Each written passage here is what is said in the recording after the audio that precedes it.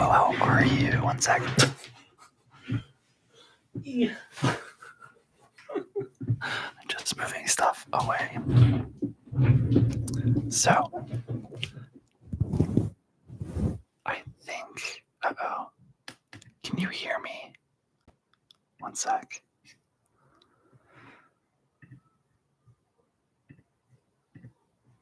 Uh-oh. Hello.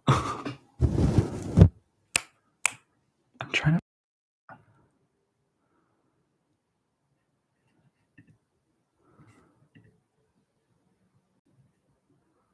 Hello. Hello. Just if you can hear me, I'm trying to figure this out. 1 sec. Hello. Hello. Hi, guys. Can you hear me on my microphone? Can you hear me? Can you hear me? Yes. No. I'm trying to figure this out. I'm doing this a little differently. Oh, you can? Okay, great. Okay. Hi, guys. Oh my gosh, I'm so glad to see you. Yeah, you can hear. It looks a little different because I'm on my laptop. I was trying to do something a little different today, but technology kind of fell through, so we're doing this. But how are you all doing? How's your Thursday going? I'm actually gonna lower this a lot more. There we go. Maybe a little more. Boom, boom. But oh my god, yeah, you guys are so good. So I was just thinking we could chill out for a bit. Let me know, you guys. Let me know if the computer gets too loud or whatever. I'm gonna try my best to do okay. But we're gonna talk about some advice that people have been craving from this channel. So yeah. Oh, Astro, sorry that you're having a rough day, but I'm glad the evening has been better. My day has been very, very busy, very busy, but we're going. I actually held a you can see a quick thing, but I held a creative collective yesterday, which is like I think my roommate and I were trying to do to just be more creative with our friends. So yeah. Oh my god. Hey Logan. And yes, okay, Fern, my foot. I know, marathon's in 3 days, you guys. 3 days. My foot is still injured, unfortunately. I was running like a 2 mile, like literally 2 miles, which is a lot in general, but for me, that's like nothing for the training. And I felt a really sharp pain, so I've been resting up until Sunday. But like right now, I'm literally carb loading, which I'll tell you all about. I'll tell you right now. This will be the ramble of it. I don't think I'll do a video about it, but if you didn't know, for like the 3 days before the marathon, you can do a thing called carb loading, which is just intaking a shit ton of carbs into your body, basically giving yourself energy so that you can use it for the last 6 miles of the marathon. And that's what I'm doing currently. So and the reason you do this is at mile 20, which is like known as the wall. You know, like when you hear people say they hit the wall for the marathon, it's because of 2 things. Mile 20 is how far like people have trained for the marathon. So I've only ran 19 miles, which is good. But so when I get there, you're kind of like running into the unknown, and it's very scary, and you're not used to it. But also in your body, the glycogen stores in your body around 3 hours or so begin to deplete. And if you don't have enough glycogen, which is where carbs go, it's the energy that gives your muscles like the movement. What happens is your body shuts down. So around mile 20, which is when this occurs, usually your body is going to slow down, and your body is telling your mind and your brain is telling your body basically to shut off, so it doesn't ruin your muscles. Because if you keep running, your muscles will deteriorate. So that's what the wall is. When you see people struggling at mile 20, it's literally because their brain is telling them to stop running because their brain's afraid they're going to ruin their muscles. But a way that you can get past this wall is if you do a carb load. I mean, fingers crossed. I mean, I think, well, it's that, and then also just like running really patiently, which we'll see. It's going to be very nerve-wracking for me. But yeah, thanks for manifesting the good vibes. I know, like, I'm getting very excited. But the reason you carb load is you get all this glycogen in your body so that you're like maxed out, so that when you start running, hopefully you'll have enough energy. If you pace yourself correctly by mile 20, you won't crash and you'll be able to finish. So that's why I have Gatorade. I've been drinking so much Gatorade today because it has like 80 carbs in it. I've been eating these, and then I've also been eating graham crackers.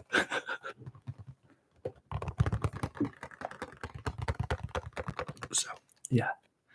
Also, would you rather me do soft spoken or would you rather whispering? Let me know in the chat, and I will do that. But yeah, that's what today has been. Today was good. I'm also helping someone submit their submit their short film to film festivals. I'm getting paid to do that, which is really, really cool. And yeah, we're just chilling. But I'm glad you're here. Okay, whatever's easiest, you all eating candy. Great. Yeah, guys, you know what? You get your food, or if it's super late where you are. I hope this relaxes you. But I have a new setup today. So you're on my laptop, and I actually have my phone here. I did this because usually it's like a race of time before my phone dies. So I apologize if the quality isn't the best, but I'm going to pull up. So I asked you guys, some of you, or I did in the community post, I asked how you all are doing. Like, how's life? And you can put it right now too. We can chat about it since you're here. But if you guys need any advice on anything, if there's anything that like, you know, you're going on through life that you're just kind of like, I want like fresh eyes. I'd like a really nice community to kind of chat about it, get my mind off it. No, I'm not alone. This is the place where you can do that. These lives usually used to be just advice, like these type of talks where you guys would ask for advice. We, as a community, would help them, and then it eventually turned into its own thing, which is fun. But I wanted to get back to its roots. So I'm going to pull up on the community tab what people have been posting, and then we'll go from there. I always struggle finding. Okay, community tabs. Okay.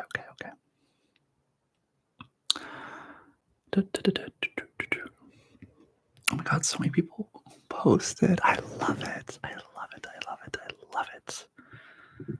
Okay, so we aren't gonna go in a specific order. I'll just go from top to bottom. But let me see.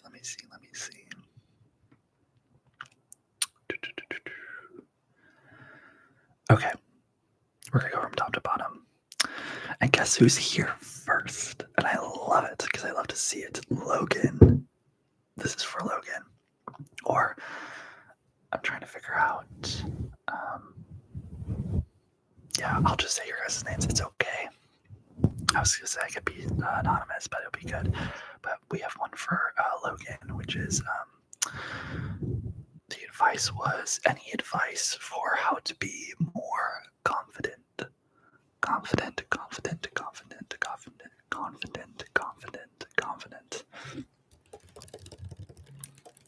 So I kind of like to make this like,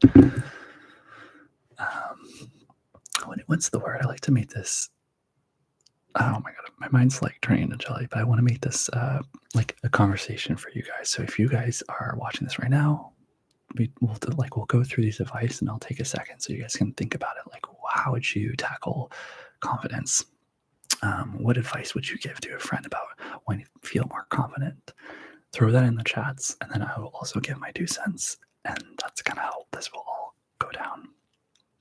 But Fern says that's a great question. I don't think I know. It is a really good question. I think some things to do to feel more confident. I think it's a really tricky thing, especially like for me. I'm like always. I always think I'm confident with things, and then I'm like, I feel like you would agree. Sorry, I'm a little scatterbrained, but like you're confident in some things, and then you're not confident in other things. You know, like it's a duality of two sources. And so Fern says something that you could do, which I think Fern's onto something. Fern was like, change your hair color. And Fern did a little wink because that's what Fern dyed Fern's hair. Was it pink or gray? I don't know. You tell me what color it is, Fern. You could do something like that. So confidence, I think, can be derived of like multiple things. One, which is Fern is kind of hinting at, which I know Fern's kind of joking too, but it could be just being bold, and just doing it, just doing the things you're scared of. Be different. This is gonna be interesting, but recently I was talking to my roommate last night about it, which I feel really good because we had like a heart-to-heart last night, and I was telling her, for me, I feel a little bit scared of future me, which has been a really interesting thing I've been kind of going through, being scared of like how like I want to be ready and I want to feel confident for my future self. But sometimes you need to go into life and you just need to do the things and not overanalyze, and not over like judge yourself or put yourself on it, if that makes any sense. And Fern dyed Fern's hair purple. Fern's also like, you could change your name. Yeah, Fern changed their name too. But I think confidence comes in being bold, giving yourself the space and opportunity to do things. But then another thing that personally helps me. So for instance, let's talk about like, that's like identity and everything. Let's talk about actual goals. Like for instance, the marathon. How do I feel confident that I'm going to run a marathon? Training and faith. I think confidence is really built by picking a goal. So, pick whatever goal you want to aspire to and breaking it down into steps, and then just doing those little steps to get to that goal. But what it really does, why you do that, is it actually builds your confidence. It's proving yourself, oh, I deserve this because I've worked this damn hard. Like for the marathon, yeah, I'm fucking hella scared. And yeah, maybe there's doubt, and I'm probably gonna be very emotional on the run because, this is the day I've worked for, and I've been injured, and you can go through your mind and be like, will I finish, will I not? But because I've trained for 5 months and I've been dedicated and I want to do this, like that's where my confidence derives from. I don't think confidence doesn't mean not being scared. I hope you guys don't think that too. Confidence is not being scared. I mean, you can be confident and scared. They are the same. Like you can have both at the same time. So if you're scared, it doesn't mean you're not confident. Confidence just means having trust in yourself that you can figure it out as you go. Like you can solve it. Or even if you don't think you can solve it, knowing that you can pick yourself up after, Yeah, I think it really can help. I think something I do for me is like I like proving to myself that I can do things. I like, it's like, what is the thing that you're gonna do that to like do your dream role? What are the things that you need to do to prove to yourself that you freaking deserve to do that? Like for instance, for me, if I want to have a film go to Sundance one day, if I want to win an award, a way that I would feel like I deserve that, because deep down you deserve it no matter what, like even now and stuff. But for me, I know I want to put in the work in the craft. I want to have lots of like short films. I want to be very personal with it, take my time with it. And I really believe that if you get specific with those things and then you actually do those things, you have no other choice but to be confident. It doesn't mean you're not going to be scared. It doesn't mean that you won't fail. Okay. But it means that you know, because you put in the time, that you deserve this. I think confidence is all about deserving. I also think confidence, a lot of it is fakery. It's the whole thing, like you gotta fake it till you make it, you know? Hey, Sholly, welcome. And Fern's very right. Don't listen to that negative voice in your head. I hate it exists. It's a fear tactic. It's a thing to help keep you safe. But our minds are a little weird because in the world we live in now, we're actually way safer. Most of us are way safer than we've ever been in the entire history of life.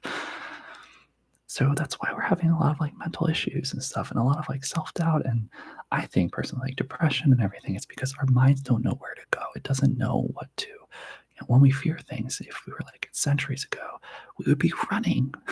We'd be running away from prey or animals or from animals and everything. But now we all just don't move enough. We don't eat enough. And our minds just deteriorate itself. So it's because of that. And to know that, I think it's just really important to be aware of your negative thoughts. They're going to exist. You can be a positive, amazing person, and you're still going to have negative thoughts. You're still going to think you're shitty or you're not enough. That's totally, totally normal. That will never go away. Okay. Confidence, though, is built on your actions, though. So you can be like, man, I feel like I'm a shitty person. I'm never good enough. But I did do all those things. And there's a person doing the thing I want to do that hasn't done any of that. You know, hasn't done a single thing of that. I think that's where we can build it. So it's that. It's changing your identity, which Fern is like right on. It's like you can also, I don't know how healthy this is, but you can also disassociate. You can create an alter ego, which I sometimes used to do, which is so fun. And it's not like bad mental health thing or anything. It's just like it's fun, you know. I used to do this for acting, which I really adored. Because I used to be an actor and everything, and went to acting school and all of that for college. When you're finding a character, for instance, in like a film or a play, the favorite thing, my favorite process, and I think I learned this from a teacher, but what you're going to do is look at all their qualities, look who they are, where do they, you know, how do they act? Are they like, what are they really good at and really bad at? And then you pick someone in your real life that makes you think of them.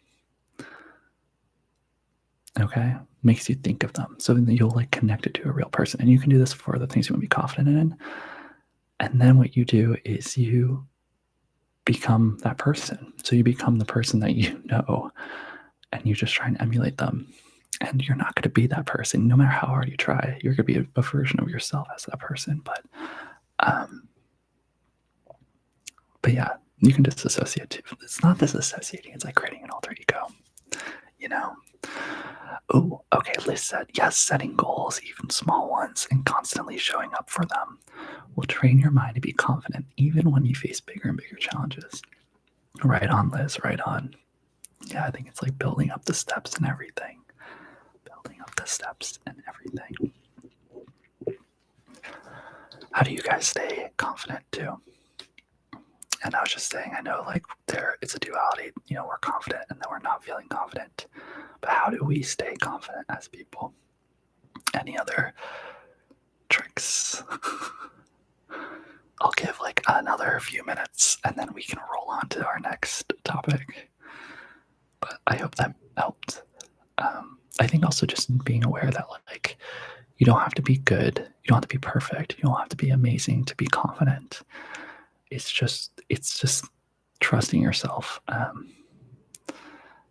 And allow yourself, you're literally always going to be your worst critic. Just remember that. So like if you are really hard on yourself, there's no one ever harder than you. You know, yeah, for instance, like you gotta have good posture to be confident.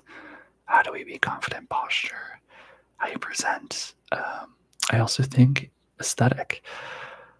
I used to really believe that like the way people look was, you know, didn't matter. That's just me. I used to always be like, I want to love myself no matter how I look. Like I don't need to present myself outward, but there is a thing. It's real. If you dress well, if you take care of yourself, even for other people, it will trickle down to your self-confidence too. You'll feel like you're taking care of yourself. So that's very, very, very, very important. Important. I forgot that this is on both, but it'll be very, very, very, very important. Okay. Are you guys ready for the next one? So the next thing that people are asking for advice is this. Okay. Life after college.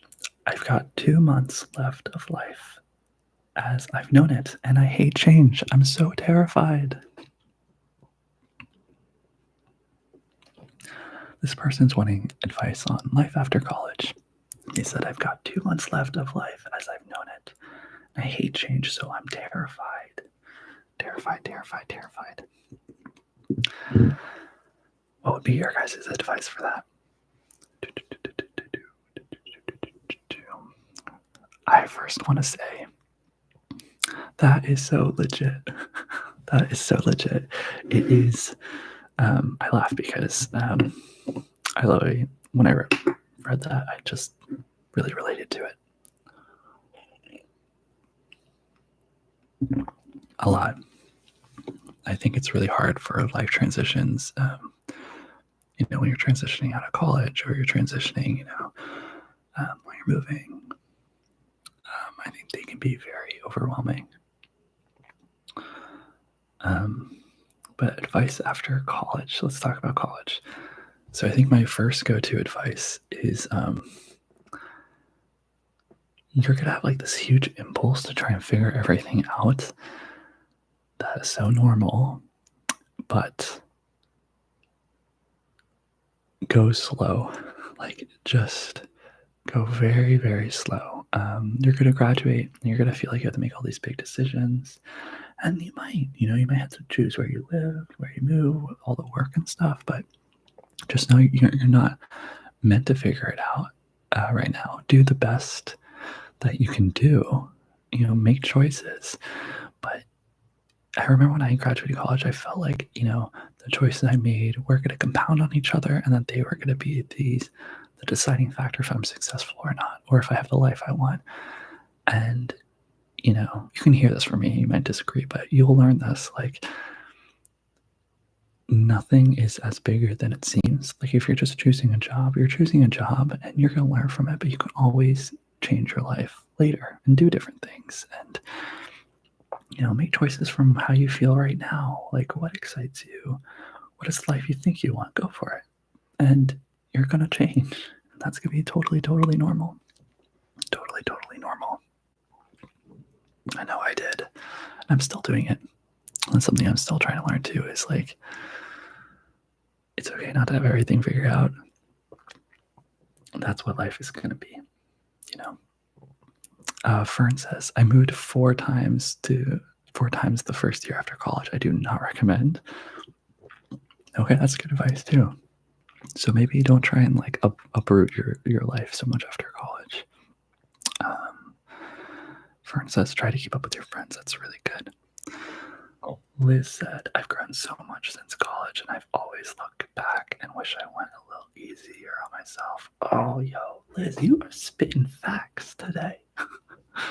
I totally agree.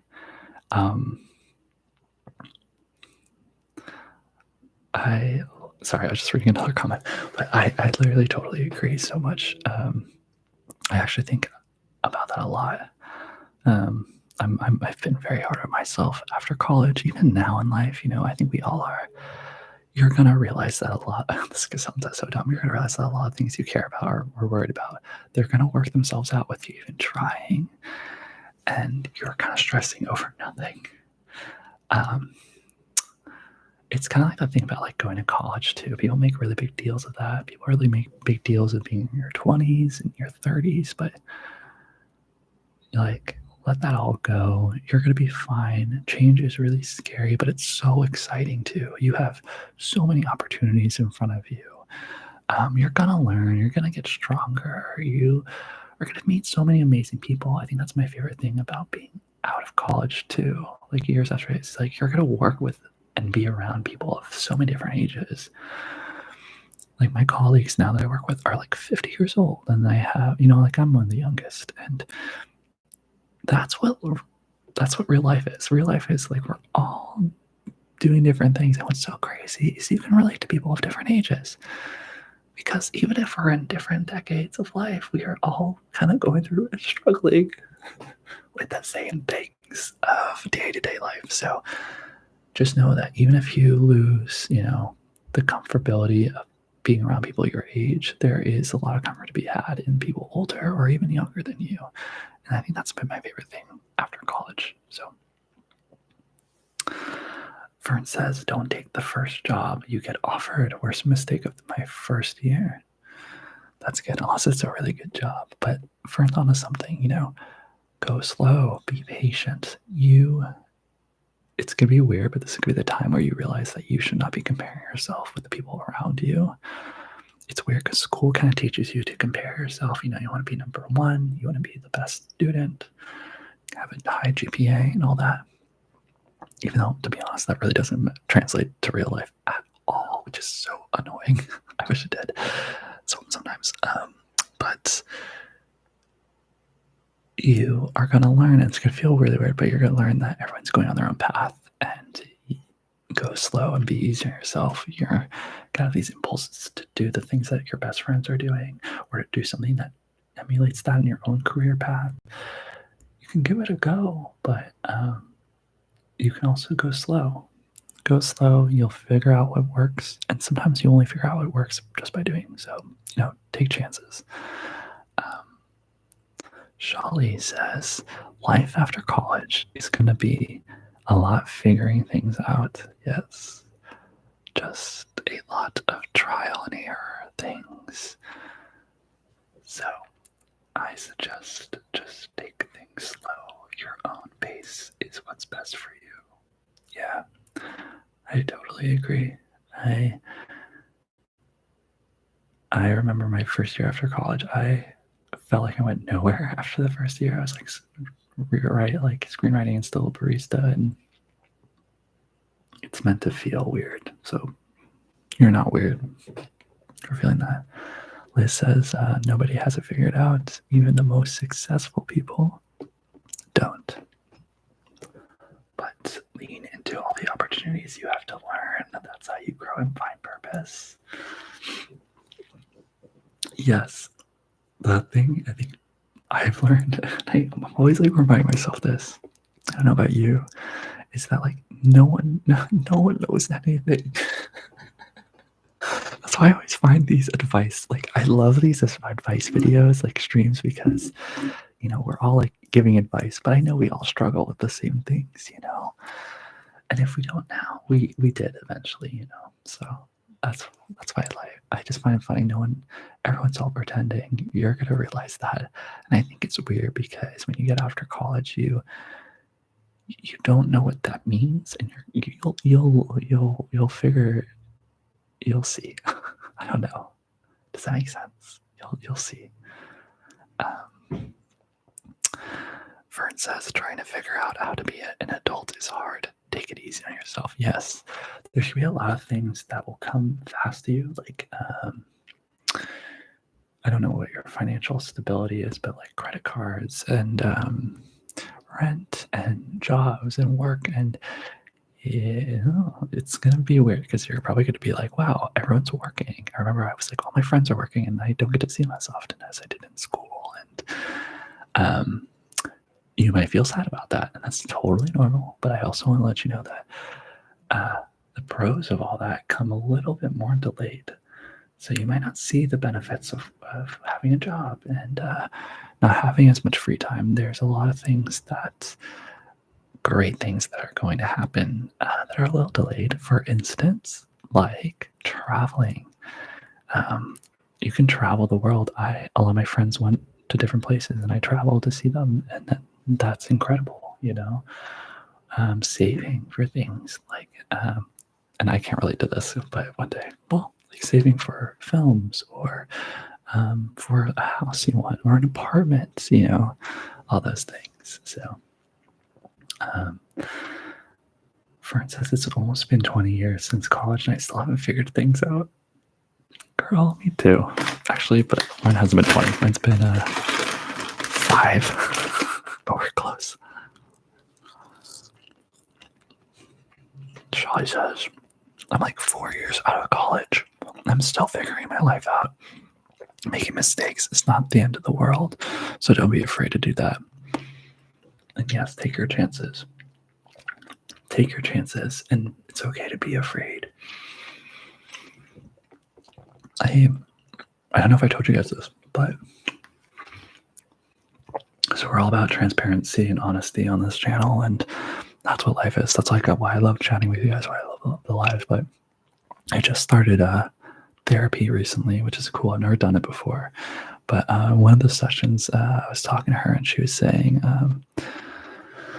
how it was actually like the first one, but how for me, and I don't know if you guys relate to this, when you feel uncomfortable, and when you feel uncomfortable, sometimes you feel like you gotta figure things out or solve them, or if there's something wrong.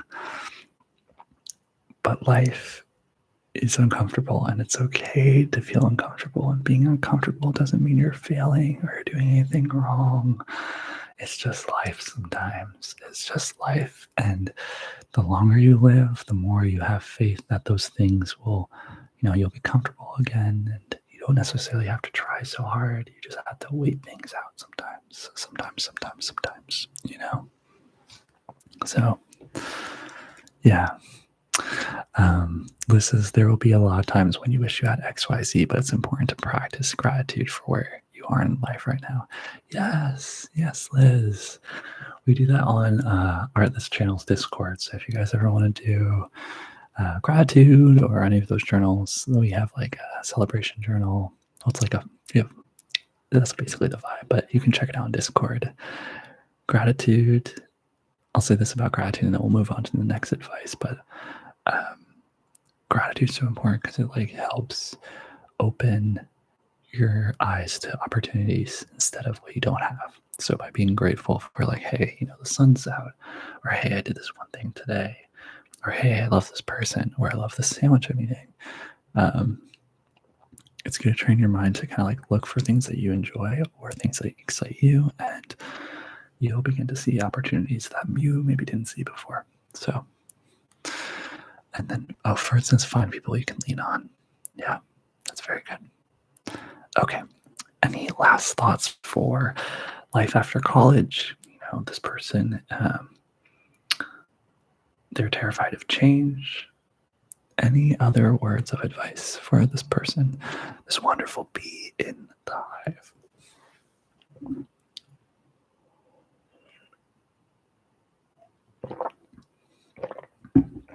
Shali says, speaking of comfort, I would like to hear you guys' thoughts on people saying being stuck in our comfort zone is just people being lazy and not wanting to take the next step.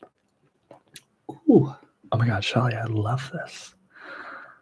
Okay, so you guys all ponder. I've been thinking about this too. Yeah. So I'll read what Shali said again. Shali would like to hear what we think about people saying, being stuck in your comfort zone is just people being lazy and not wanting to take the next step. Ooh, my mind's kind of blown because I feel like that's really relatable. That's really relatable because for me, my mentality is always like grow and be uncomfortable and all this stuff. But if you're always reaching for things that you don't have, you're eventually you're never going to enjoy life. And one day you're going to wake up and look back at what your life was and not realize that you didn't enjoy it. If you're always out of your comfort zone, I personally don't think that's practical. So then that's what's so weird, because it's like, I think that you should be out of your comfort zone, but also I don't. I think a lot of the beautiful things in life can happen out of your comfort zone, but I also believe they can stay in your comfort zone. Sometimes you need to choose where you go out of your comfort zone. So for instance, maybe your comfort zone with your relationships is you're feeling cozy, so you're going to stay with that, but maybe you'll do something new with your job. or, you know, there's so many different facets of life. So, and I think you can't be out of your comfort zone for everything, you know. So, oh, thanks, David. Yo, that's so nice. I'm so glad you watched them and everything. I'm so glad you guys. I've been trying to work on the audio, so let me know how the sound's going for those. But yeah, I'm so glad you're here, David. We're doing some advice. So if you have any thoughts, we're currently talking about comfort zone and this idea of like how people sometimes think that you're lazy if you stay in it versus like, should you always be out of your comfort zone? Like, what are your thoughts? Shelly says, recently I've been accused of that and I'm like frustrated. Why am I lazy? I don't think you're lazy. You're not. And also being lazy is not a bad thing. Sometimes you need to rest. I would be curious on what you're telling yourself. Like, what are the things that you are telling yourself you're going to do or you want to do? And, you know, where's that disconnect? Something I want to discover too is, you know, the things we say we want to do. And then, you know, when you realize you don't actually do those things, why is that? It might be staying in our comfort zone. It might be being lazy. But I also think deep down it's because this is getting deep, y'all, but I think there's like a shadow part of you that secretly wants the things that you say you don't want. So, you know, if you're like, I really want to make a movie, but then you find out you're not making a movie, it's because deep down there's also part of you that doesn't want to make a movie. And that's okay.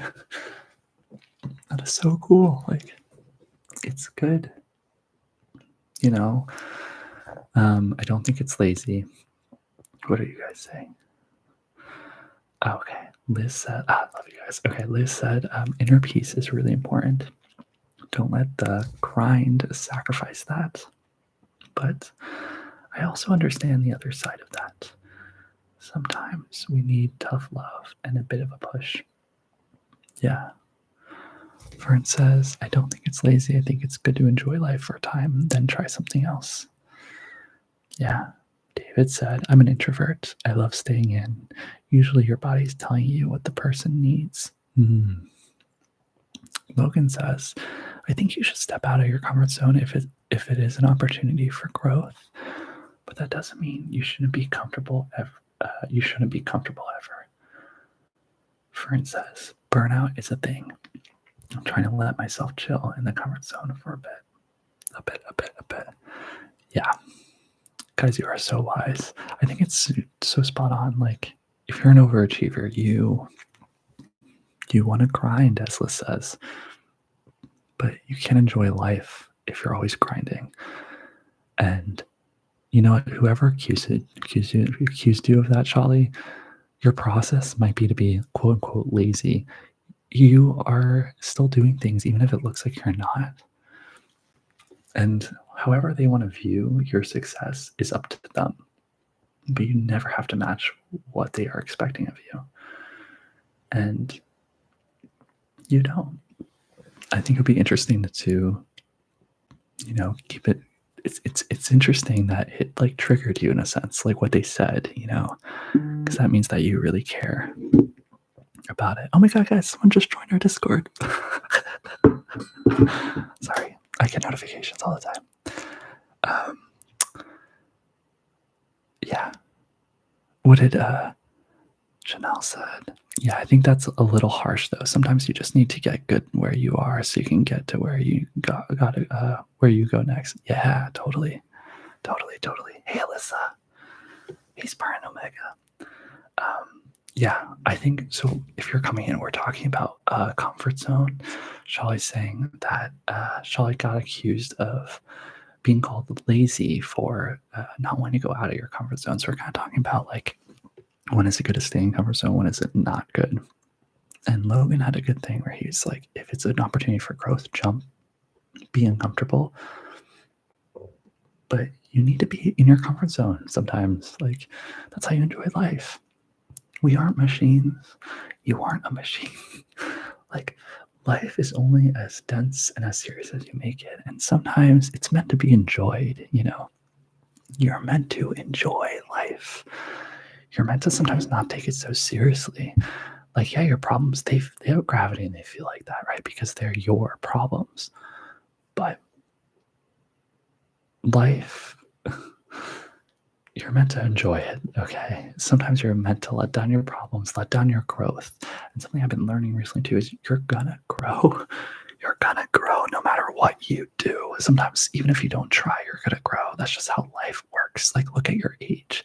You're gonna age, and you don't control that unless you stay in the sun all the time. Then it happens faster. But you know what I mean. So, like, I think this whole idea of like comfort zone and out of comfort zone only applies when, like what Logan says, when you don't know whether to do an opportunity and you feel a little like, ugh, you know. That's why people say jump out of your comfort zone, because it's like it's meant to feel scary. It's meant to not feel, comfortable to do the things to help you grow. But if you don't want to grow in a certain area, stay in your comfort zone.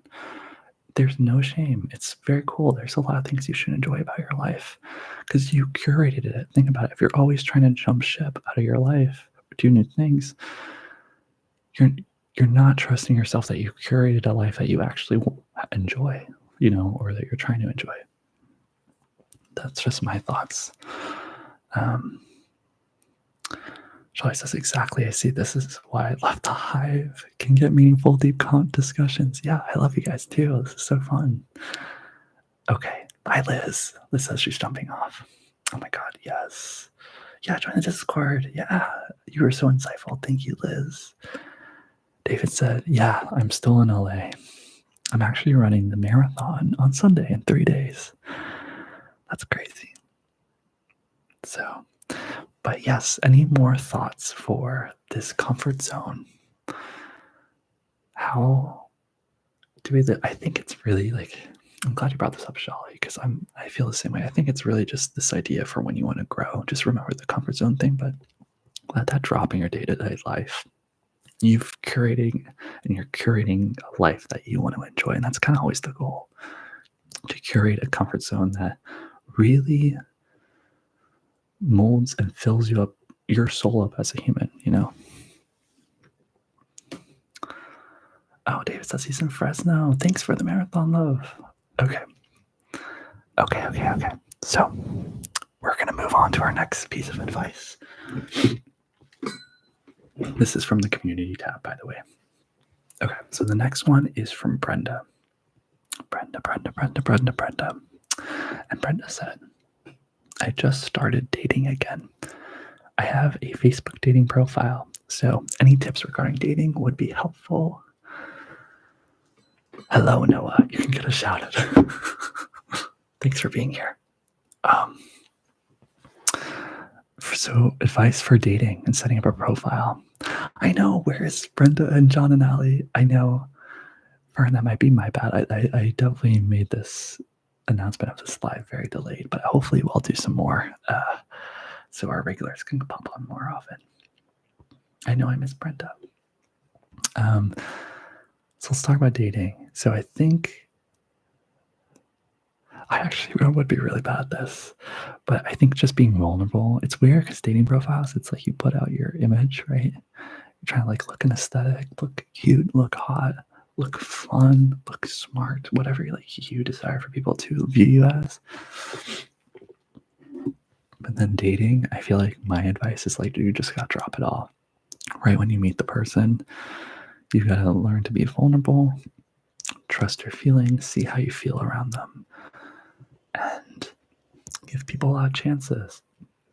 Obviously, if you feel scared or get weird around them, don't hang out with them. But if they are normal and maybe they don't excite you so much, maybe be open to going on multiple dates with them, because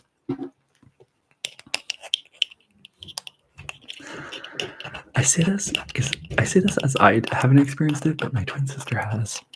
And she said, and she's like very in love right now, and I've never seen her so happy in life, and I'm very blessed to see my sister like that. But she said that she initially didn't think that her boyfriend was the one, and they went on a couple dates, and she was like, one day she woke up and she's like, he doesn't match all my boxes, all the things that I wrote down like years ago.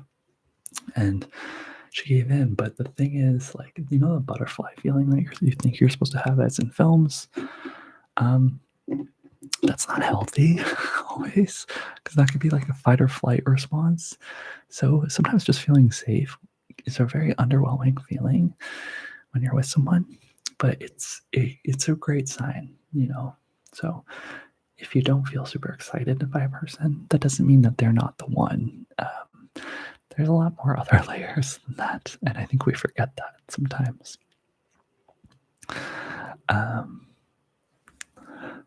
Yeah, John is too busy, Shelly. But John, I know I miss John. John's really busy, but he did buy the highest membership on this channel, so he is supporting us. I don't see his lovely face, but we need to get him over to the Discord so we can talk some smack about him. If you guys don't know, John is a regular here, and he's very, very sarcastic and funny. David said, "I gave up on dating." LOL. That's fair. We have our phases, you know. Spartan Omega said, "I like the phrase the immediate to action advances action. Whatever stands in the way becomes the way." Oh, I love that. That reminds me of Dune. Dune 2. Oh, thanks, Noah. Yay. Good. Fern says, "I haven't dated in 20 years. I don't remember what to do." Hey, Mo, welcome back. Mo, we're talking about advice for dating. Brenda's setting up a dating profile and would like some advice on that. And I was just saying, yeah, I think just being vulnerable, giving people multiple chances, but also sticking to your guts and feeling it through. Trying to get back on dating too. And just remember that it's just about meeting people. Dating is literally just meeting a person and seeing if you click, and there's no pressure. It should be like no pressure at all.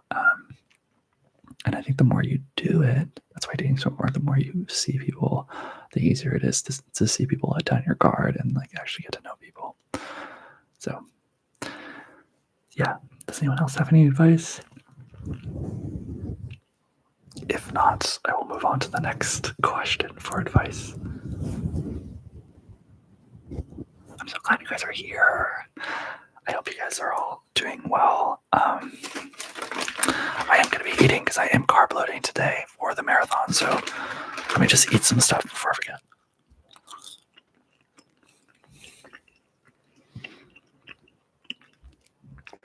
Mo says I'm not a big fan of online dating because it's less authentic.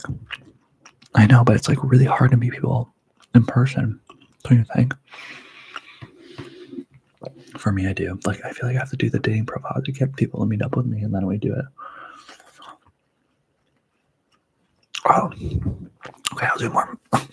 I'll do more, Dave.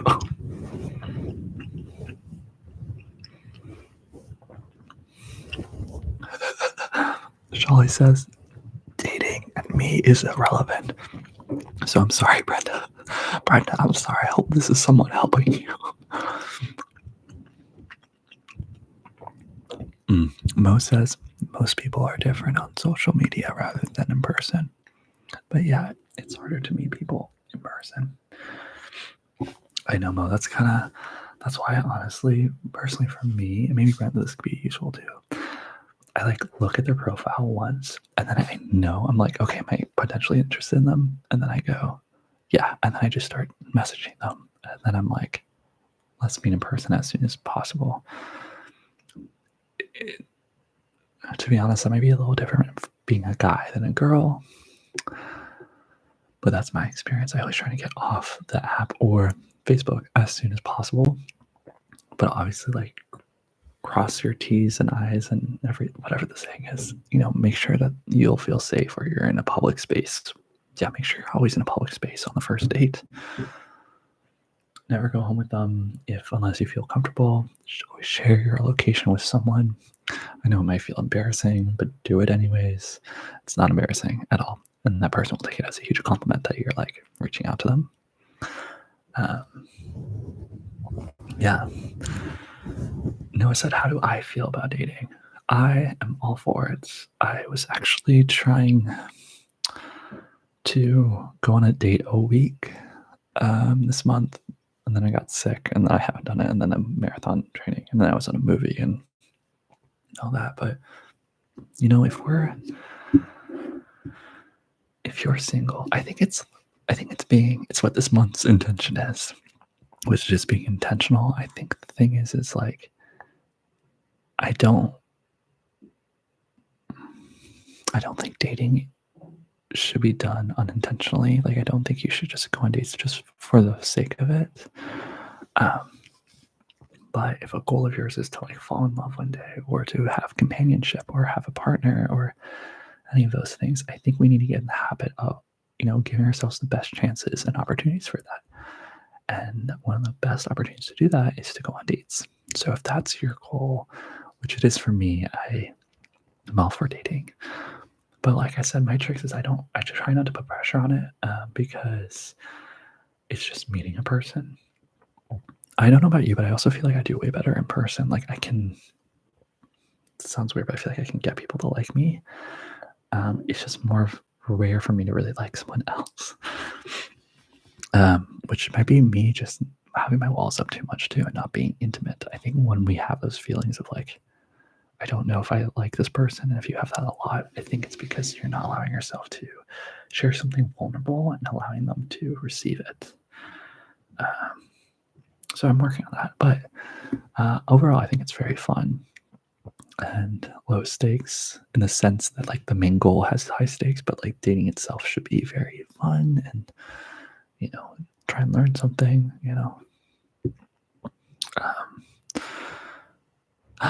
Yes, Sholly, it's a sweater. Thank you so much.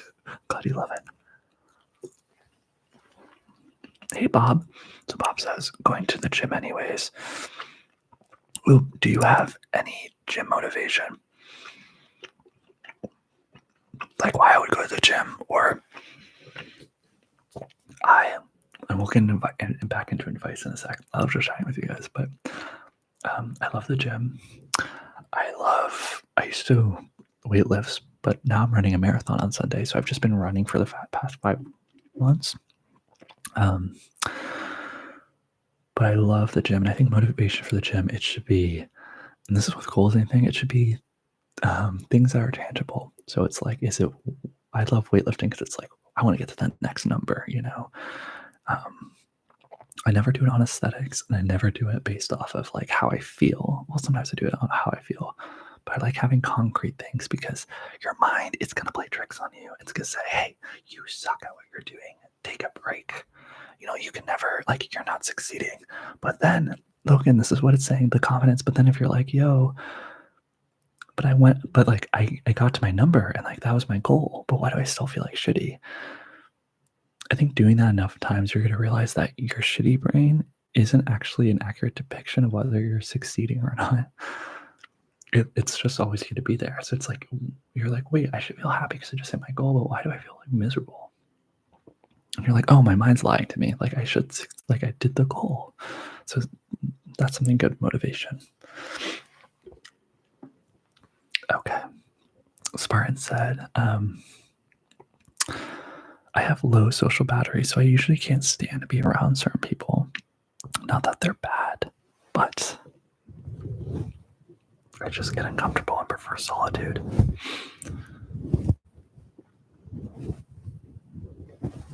Yo, that's real.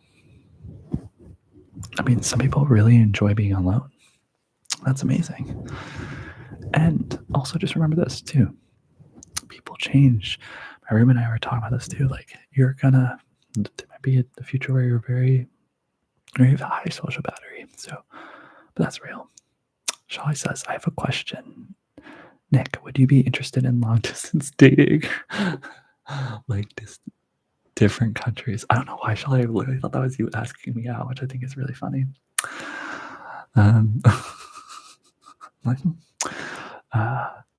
Would I be interested in long distance dating, like different countries? No, I wouldn't.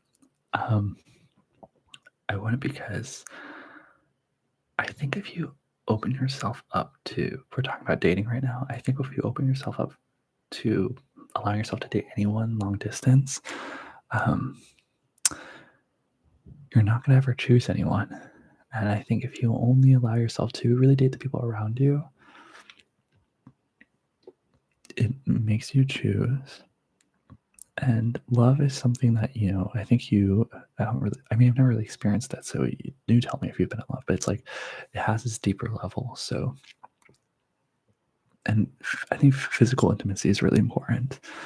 I think being around each other every day is really important. I think the support of being in each other's presence is really important.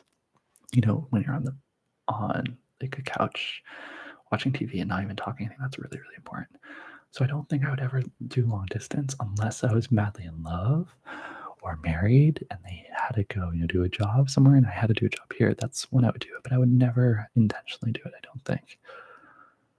I think if I fell in love with someone across the country, I would do my best to live with them. That's what I think I would do, but I don't know. Oh, Noah says Queen Fern. Oh my God, Queen Fern. Queen Fern. Fern, you are Queen. Queen Fern, are you a moderator? Oh, I'm just reading this whole conversation. You guys are answering it. Fern's like, yeah. Fern is an OG. Fern's great. If you guys are here long enough, you can be a moderator too. Fern also has a badass B, which you guys can all get if you press the join button. But David said, we're going to get back into advice, but I'm just answering your guys' questions because I love it. David said, which is better, East Coast or California? California as a state is amazing because you can do so many different things. You can go surfing, it's just amazing. But I do love the East Coast a lot, so I miss the East Coast. The East Coast might win a little bit.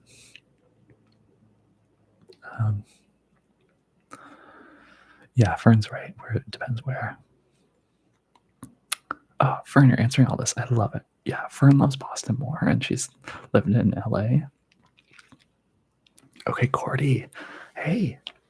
So Cordy said long distance can work if there's an understanding that physical encounters are probably going to happen and it's accepted.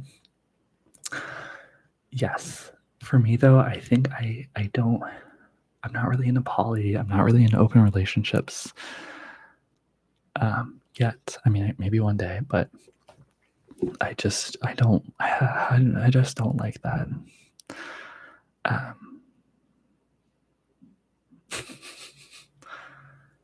Oh my God, Fern has done the long distance thing, and now it's been 20 years since it's school again. Fern, I love that. I mean, my brother and his wife, they were long distance for like 8 years, so it works. Okay, here's another advice that Noah's asking in the chat. It is, what is your advice on how to stay in a long relationship? How do you stay in a long relationship? This is something I would actually love to know too.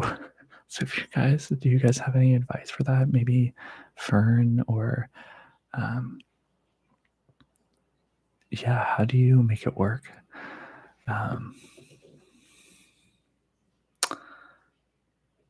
That's really good. Fern says,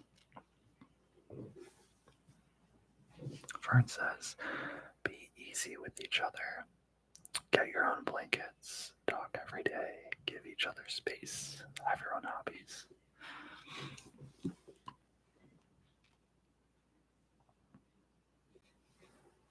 Yeah, that's really good. A long relationship, like I think if you're dating someone for a long time.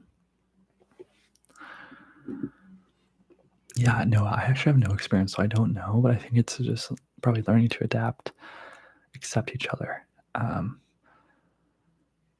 excited one day to find out. I'm excited. Okay. I think I'm going to jump onto another advice, if that's okay. Unless, Noah, you want more for that, but I personally don't have any advice. So if you guys have any advice on long relationships, please put it in the comments down below or put it in the chat. Oh, like long-lasting relationships. Okay, we can talk about that. I think it's something, it's like allowing people to see you grow and be different. I think long relationships, I'm thinking like long friends, is like allowing yourself to not, if you've, how like sometimes you used to like live with a best friend, be around them all the time, and then maybe you aren't anymore. I think it's really important that the next time you see them, life has changed, but let them get to know this new version of you, you know? For instance, the new things you like, and don't feel like you have to resort back to this old narrative of what your relationship was with them. Because I used to do that, and that would make me very, very sad at the end of the long run. You know, you would feel good because you'd be like, oh my God, we're still close. But yeah, just like letting them accept you, you accept them, you know. Fern says, find if a food the other person doesn't like and you know it will be eaten. I hate when he eats my food. That's so funny. Okay, we're gonna get into our next device. So, because we have a lot. We have a lot. Okay, here we go. So, our next advice is this. It's from Caleb. It says, I need advice on my relationship. My ex that I never thought wanted to see me again started texting me a few months back. And for a while, things were good again. She said she still didn't want a relationship, and I told her that was okay, and neither did I. The relationship ended because of a pretty heated fight where I got in her face and it scared her. I was definitely in the wrong. Long story short, we've been talking pretty much every day for months now. But today she's saying she can't get past the thought of how I got in her face and that she doesn't want to talk anymore. I would just tell her that's okay and give her space, but she said this before and gave her space. Then she came back calling me and starting communication again. So I'm not sure if she wants me to fight for her or to stay or let her go. Sorry if any of this was confusing. I hope you can offer some advice. Oh, bye, Noah. Have a good one. So I also apologize if you guys can hear my neighbors. But Caleb, I totally get this. So I guess the advice is like, how do you know when to fight for someone or when to let them go? Especially if like you've let them go before and they've wanted you to fight or vice versa. How do you know what to do?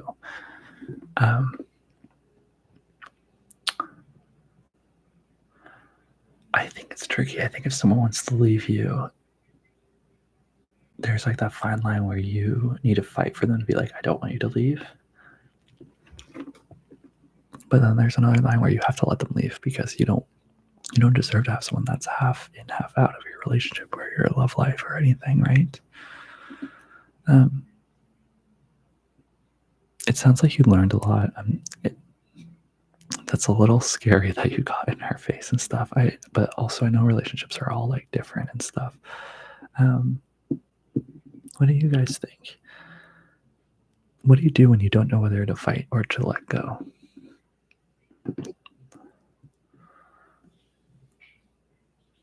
Aw, thanks, Griff. Okay.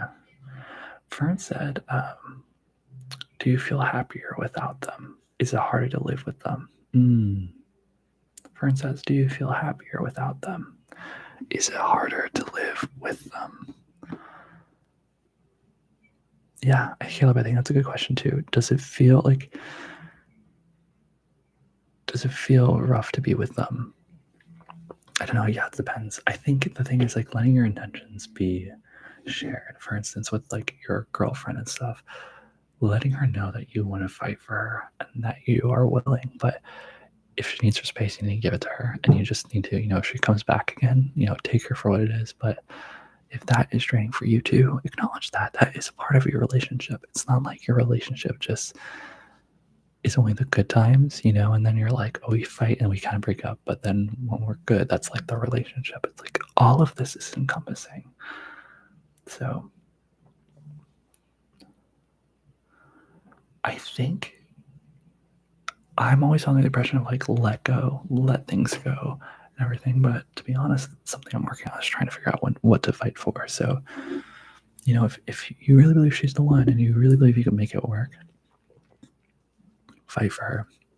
Obviously not physically, but like, show her you care. And maybe it might mean doing something different. Get her roses, get her flowers, write her a poem, take her to her favorite restaurant, do something like different and surprising, maybe vulnerable, and maybe that's what she's looking for. I would say, you might say you're fighting for her, but maybe it's this whole thing, same thing, where it's like doing the same thing over and over again is insanity. So try something new. And then if she's really, not giving you the love that you think you deserve, then maybe let her go. Fern says, are you better off alone? For me, you get one chance. That's true. I think if you keep allowing people to like leave your life and for them to think that that's okay, it's going to keep happening. So I kind of agree. I would say fight for her. And then if she wants to come back again, like fight for her. She doesn't want to stay, let her go. And if she wants to come back again, really be intentional. It's about being intentional on this channel. Be intentional with like, is she different? What do I want to gain from her coming back? How is this going to be different? Because I know you feel like you're in the wrong. And it sounds like maybe you did something not the best, but you are as valid as her too. So just remember that. Remember that. Remember that. Remember that. Remember that. Remember that. Okay. Any other things for that? I find that hard too, not knowing whether to communicate or not, or to fight or not. That's very real. Just trust your gut, trust your instincts, and be vulnerable with them. And I think you'll figure it out. Some things are very confusing. But okay, let's move on. So, next advice. Okay, so the next advice is this. So let me know what you guys think. Also, sorry, side note, I'm getting text messages from my family because they're coming in tomorrow morning. Woo! Which I'm really excited about. They're coming for the marathon. I have some friends. We're sidetracking. I have some friends that are, I'm really excited. I have some friends that are going to be on the sidelines, like cheering me on, I think, too. And they're all going to be there, I think, at mile 20, which is at the wall, which I was just talking about. And I'm very excited for them, but I'm also terrified because I know myself. When I was at mile 19, I literally was like collapsing and I didn't want to talk to anyone. And so like I'm just nervous. They're just gonna see me at my worst. But maybe not. Maybe they'll see me at my best. And I think it'll be my best. Oh. No, they're not gonna fly into Long Beach. They're gonna fly into LAX. But yeah, I'm very excited. But okay.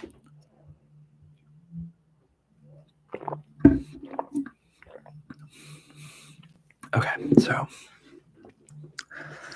the next one is this. It's advice on worrying about the future, approaching your mid-20s and not being where you want to be. This is from Melody. Advice on worrying about the future and approaching your mid-20s and not being where you want to be. I love it because we were kind of just talking about that. I know you might not be where you want. Okay, right. This is the thing. This is the freaking thing. Because this is how my mind works. The things that where do you think you want to be? I have a question for that. I have a question. A thing for me. I'm glad you're back, David, by the way. The thing for me is that the things that we think we want, sometimes they're very vague. So my question for you is, and I did this, that's why I'm saying this, and it helped me a lot. It's like, write down what you actually expect your life to be like right now, or you want. Be very specific, and you might realize that you actually have a lot of it already. But I get that feeling like we're always running towards something. We're always trying to be, where we want to be and stuff. But yeah, the future, it's just funny. I'm like saying advice about this, but this is stuff I struggle with too. But I think what do you guys think with like the future and struggling in mid-20s? Oh, okay, bye, Logan. um, I think it's just normal, to be honest. That's all I gotta say. I think the advice for this is, it's normal. Write down, everything you want your life to be right now or in the future, and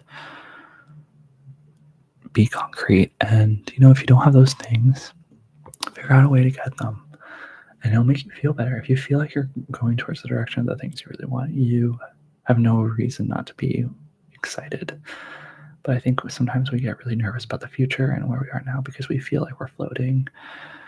We're confused on why we're not doing the things we say we want to do. And that's the whole thing with like why I think therapy is important and why shadow work is important, because we like to say we want to do certain things, but there's part of us that don't.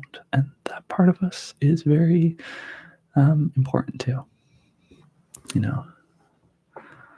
Yeah, Fern says, I'm still not where I thought I would be when I was 20. Yeah. Me too. So, that's real. Sorry, we need another one.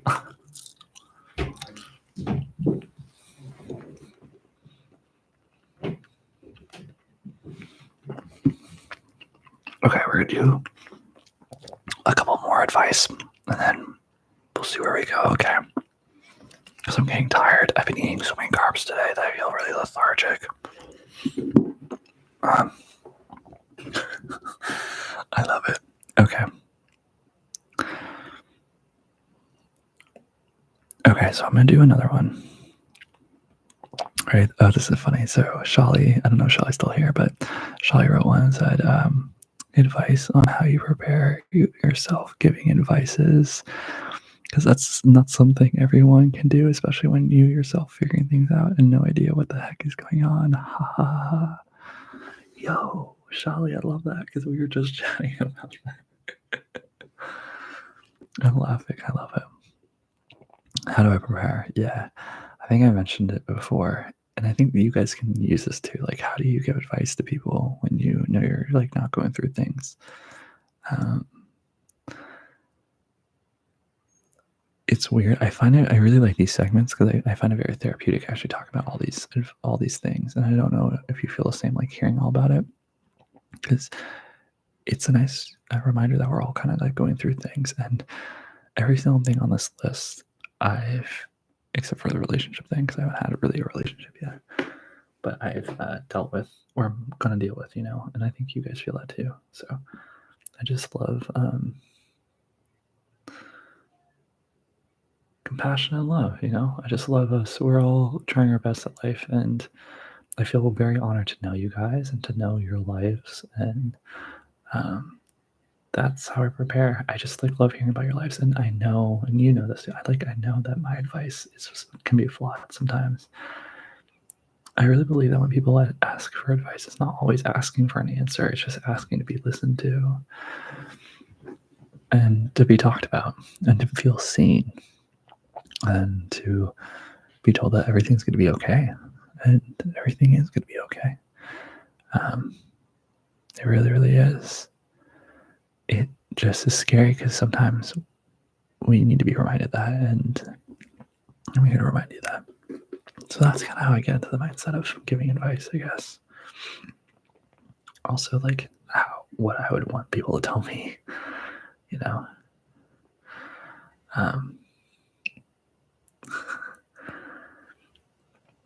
Fern says, I tell people what I need to hear, but I don't listen to myself. Yeah, that's exactly it. Sometimes I know like I'm telling you guys things, and I'm like, I should take that advice. But that's kind of what I love. And then Shelley says, and then I harshly criticize myself as a hypocrite. Yeah, we all are hypocrites. I was talking to my roommate about this last night, but I don't know why we run from this, but life is a duality. multiple things can exist at the same time. You can be a good person and a bad person. You can be happy and sad. You can be rich and poor. You can be attractive and ugly.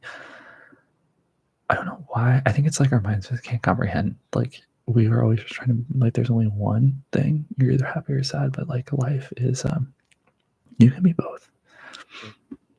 And I say that just because like that's why I say we're hypocrites. Like you can give advice, but you can also be not following it. Or you can be taking advice and not giving it, So, yeah. Hey, Sebastian. Sebastian was like, would you do another video on being a barista? I rewatched that detailed work ramble a million times because I make espresso at home. Hearing you talk through the workflow was so relaxing. Yeah. Oh my God, I'm so excited. I am going to do another one. I actually asked a while ago, and I haven't forgotten. I want to make a video about coffee. I want people, any questions people had, I was going to answer them. And so I've been meaning to do that. I have to do a little bit more research. I think that's why I've been a little bit hesitant, but I want to do those. Yeah. So, and I'm glad that What I'm Passionate video is going well too. And there's making videos is very, you're always like trying new things and seeing what works and trying to figure out like what is the like goal between it all. I don't know, but it's cool because I did that video, the passionate video. This is why you guys should go on Discord. I actually got recommended to do that from you guys. There's a whole like tab where you can recommend videos that you want me to make.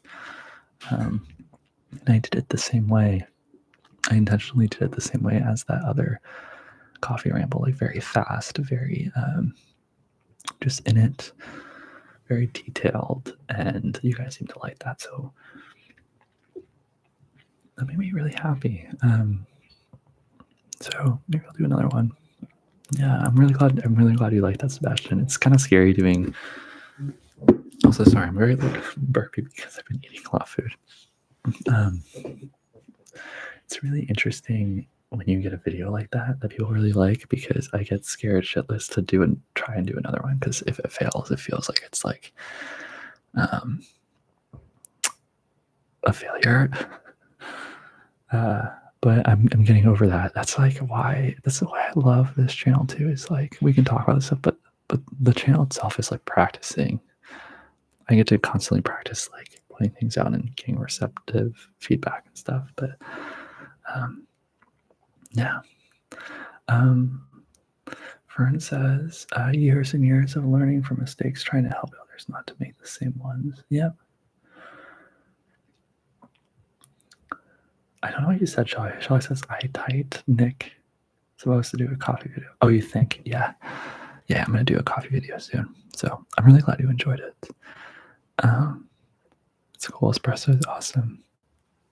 But we were talking about, yeah, that's like how I get myself to give advice. I just know I'm not like, I don't know anything more than you guys do. I just love us all. I love more like figuring out what you guys are going through and, just telling you what I think I would like to hear. And, and you guys do the same for me too. So I really love it. Okay, are you guys ready for the next one? The next advice. Okay. The next advice is, it's from Renee. Renee said this. Renee said, she wants advice for how to get over your crush when they live in your apartment building. And you have to see them at least twice a week because you attend the same church.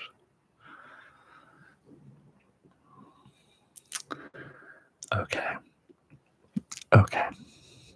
So obviously put your thoughts down below, but I actually have something that's interesting for this.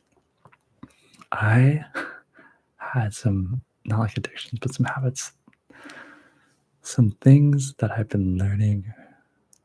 I think I told you guys, I was doing like, there's like a pee video. Never mind. There's like Anyways, I was listening to this podcast, and a lot of the things that we get tempted by, crushes, whatever your vices are, if it's like alcohol or candy and sweets or whatever, um, the wanting to not want something is actually what is drawing you to want it. So, for instance, you, Renee, my advice is if you actually deep down don't want to, if you really want to get over this crush, you need to allow yourself to have the crush. And this can go with any vice. And I learned this from someone else. It's not like just me saying this, but when you're not allowing yourself to feel something or to love something or to give yourself permission to do something, you're giving that thing power. And actually, it's like a magnet. It like attracts you more to it. So next time, if you see your crush, just say, hey, I have a crush, and I could go talk to him. Oh, he or she looks really, really cute. I could go talk to them. I could go ask their number.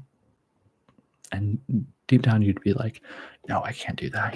I like don't even look at them, ignore them. But try this, do the complete opposite. Allow yourself to be like, hey, I could go over there and talk to them. I could flirt. I could make a move.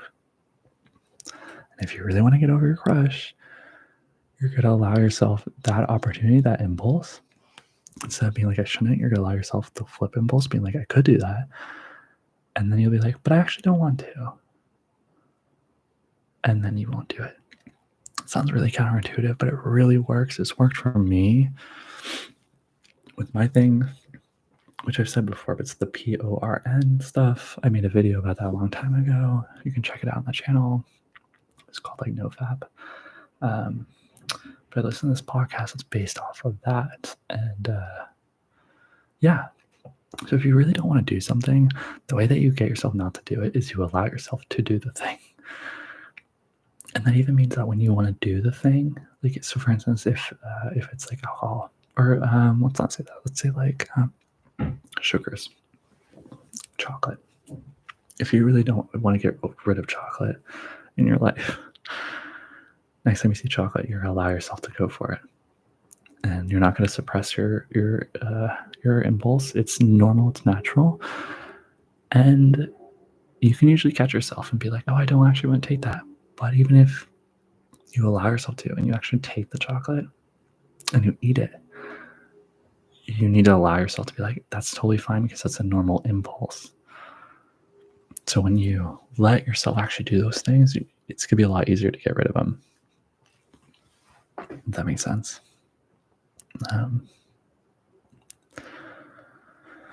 For instance, imagine them doing something gross or illegal every time you see them, then they are less attractive. I love that. That's funny. Fern says, I had to sit next to my crush in high school. I ignored him and thought about him doing nasty things. I got over it after a while. Yeah. Say Sebastian. So Sebastian said, if you can learn a language, what would you learn? I'm working on language, learning Italian, and thinking knowing another language has so many benefits. I would love to learn French. I was trying to learn French before, but yeah. I would love to do French, but yeah, for you guys, like, how do you get over a crush? I like Fern's thing. Yeah, my thing might not actually work for a crush, because I think that you just get so infatuated. But yeah, imagine doing something illegal, or her doing something illegal. I would distract yourself, go on dates, get really into like fitness. Yeah.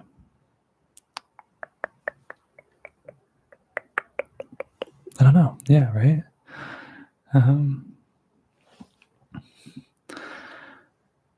Yeah. Okay. We have one more advice, and it's I was gonna say, oh yeah, okay. I'll just say, yeah, we'll do one more advice.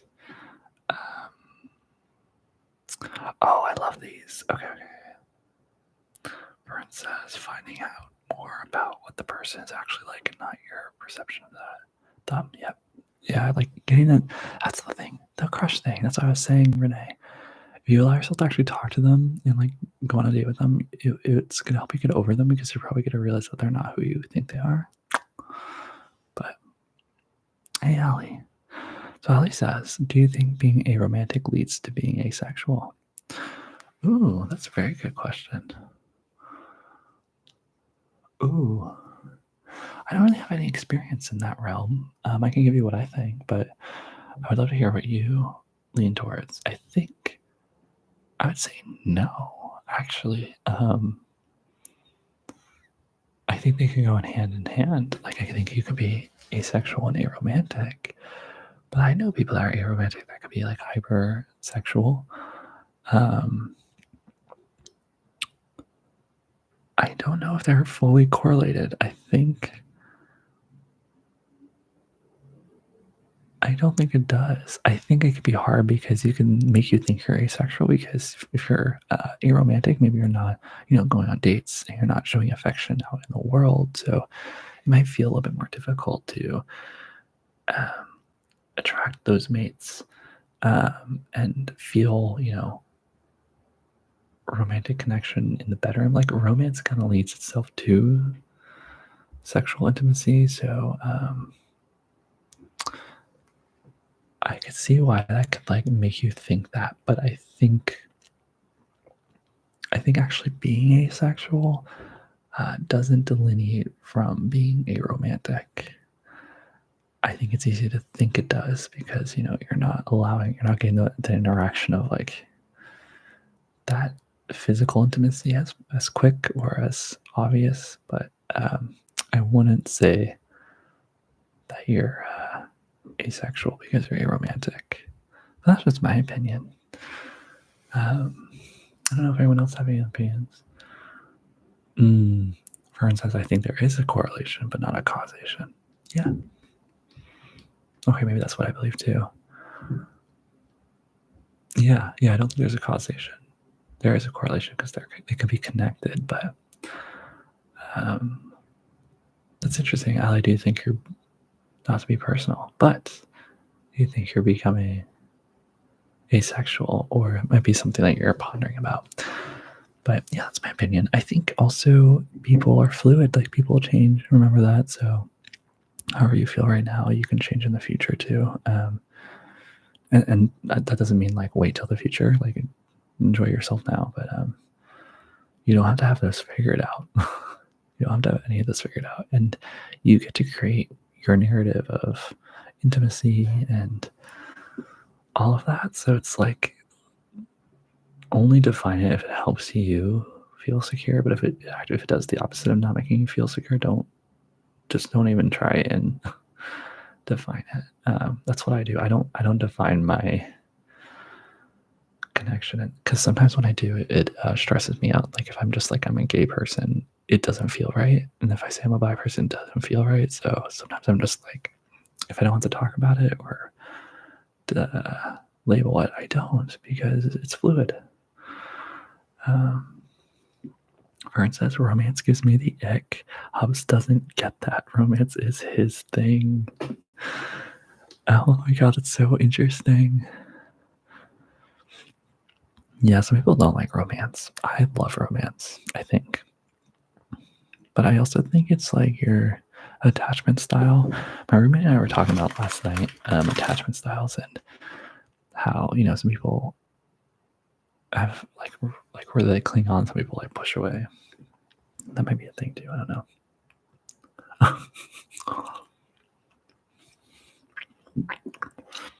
But okay. The boys getting tired. We're gonna do one more advice. I just want to make sure we hit all of them, so if they come on this live, they can see it.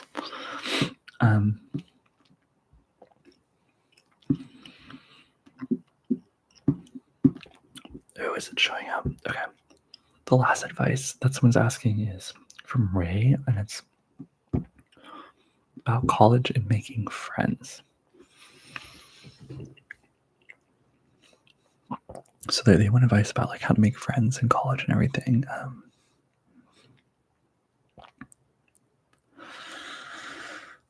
Oh, it's so hard. I think to make friends, you need to put yourself out there, which is very scary. But to be honest, that's like the only way to do it. Sometimes you just gotta like bite the bullet, and you need to be like, I need to go to a hobby, and I have to go out and about. And it may feel uncomfortable because you might also feel like you have to initiate conversations. I would just say, just get to the location, and like it's okay if you don't talk to anyone. Like it's just getting in the habit of like putting yourself in actual outside environment. Yeah, for instance, like join a club or a group. Yeah, that's the best way. Or I also really like, you can meet one friend and then go to a party where you meet other people. Like use people like chains. Like, you might not love the person that you just befriended, but they might know someone that you absolutely adore. So stay friends with them, figure out like who they're friends with. That's always a fun way too. Fern says, talk to people in your classes or that live in your building. Yeah, that's very good too. Yeah. I think it's just staying open and like being outside around people. That's what I think. That's what I think. That's what I think. That's what I think. Yeah. For friends. I think also, not to get deep again, but sometimes for me, I'm always like, sometimes I feel like I don't have friends or whatever. And it's because you're always like searching for more and more and more. But usually, if you actually like look around at the people around you, you can decide to be friends with them. And I really believe like God or the universe puts people in your life around you because you can learn from them. Somewhat, not everyone, but you know what I mean.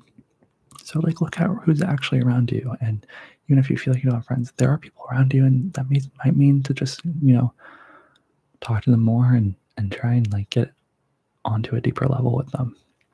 Like sometimes things take a bit. Like you're not going to instantly click and have a deep conversation with someone and feel totally comfy. You need to sometimes just invest in people, and it's a good thing to invest in people.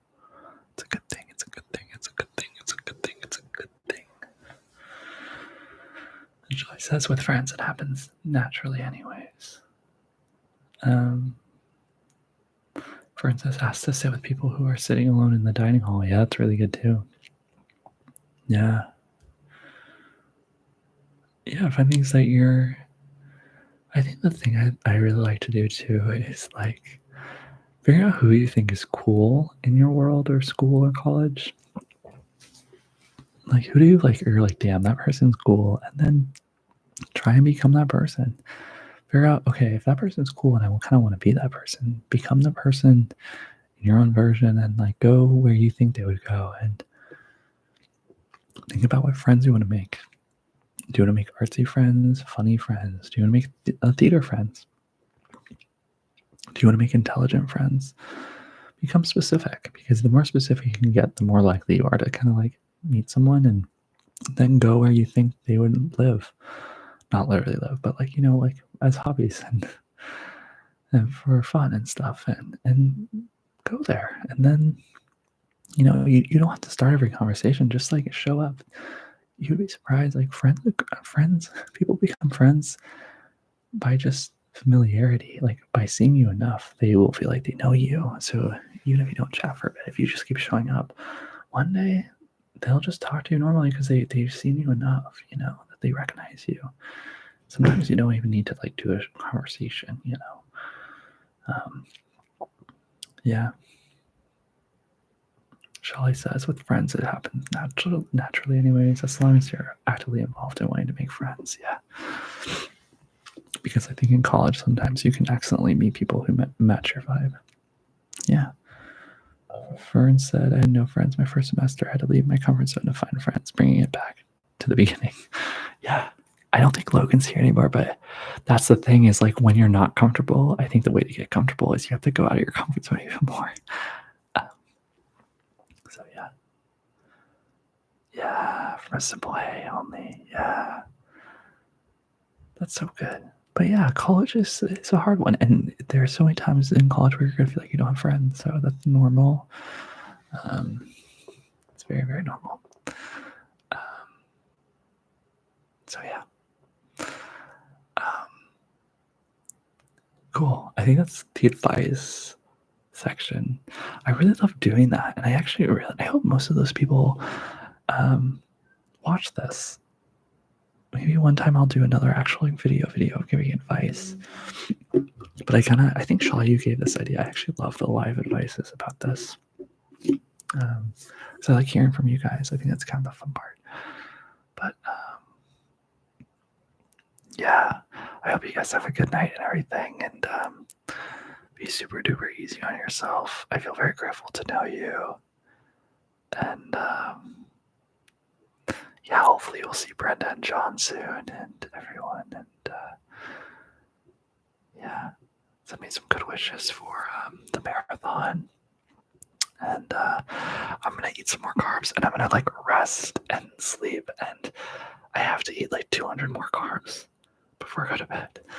So I'm just tired, but I'm gonna eat a lot. Yeah, it feels really weird to eat. Like I've lost a lot of weight, which is it's very fun because I'm like, oh my god, I haven't been this skinny for a while, which is fun. But obviously, you know, you want to be healthy, but it's interesting. Like my appetite's just like not as it used to be. So having to eat this much food is like a lot. But it's been good. It's been good. No complaints. No complaints. But yeah, I'll give you guys an update on the marathon, and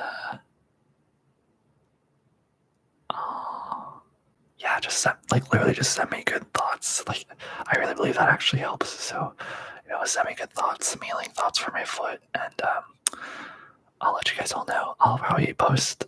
Well, we'll see. I'm gonna have myself if I finish. Well, I'll give you an update on Sunday how everything goes.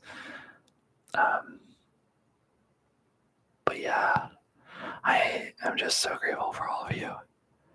And oh, something also exciting. I actually told my roommate about this channel last night that I do ASMR. So she's like the second person I've ever told, or like somewhat.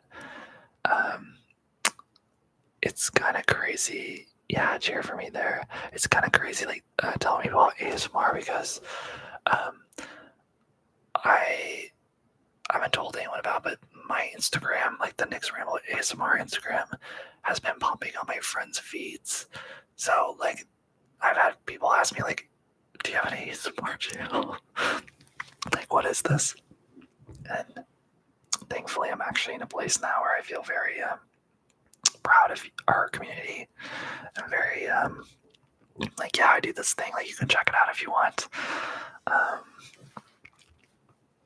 So it's cool. But yeah, thanks for being here. I'm gonna say goodnight to you. Have a wonderful life, and I'll catch you in the next video. There should be a video. I know Fern, you already seen it. It's in because members get like early access, so I have a video. I think it's coming out tomorrow for you guys. And it's gonna be a really cool one because it's a workplace gossip video. So like a real workplace gossip video. Because there were some crazy things happen on the movie. So yeah. Okay. I'll see you guys soon. Bye. Have a good one.